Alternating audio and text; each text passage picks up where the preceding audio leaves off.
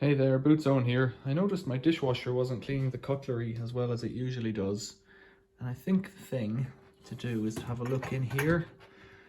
I've noticed on a previous dishwasher, and I couldn't tell you if I posted a video about it before or not, but the helicopters sometimes get blocked. I call them helicopters. The blades that spin around. This one has 3.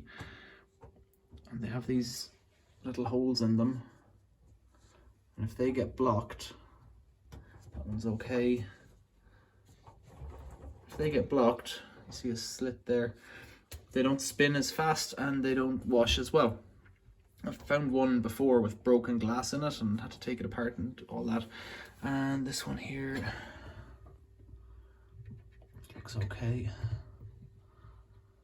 Now, I can feel that there's something there. This one I think just yoinks out. It's a bit wet. So what's going on there? A bit of something stuck in it. Some of them you can snap apart, but this one's pressed together, so you can't really take it apart, which is frustrating. So if there's something in it like this, let's see if we can do an extraction.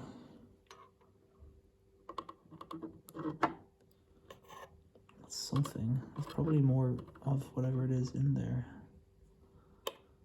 Lemon, maybe? What else could it be?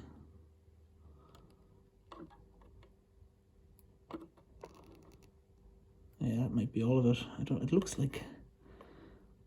looks vegetable anyways, rather than animal or mineral. So I could just check what's going on down here. Open that, lift that out. It's a bit soupy down there, but it's not dirty. There's no bits in it. Not really. Not enough for me to clean it. That just snaps on. So hopefully that'll have cured it, and by my reckoning, the ones on the outside do the most work because they do most of the pushing and whatnot. So I have a feeling that should cure it now. Right, it's an easy how-to. Questions or comments, leave them below.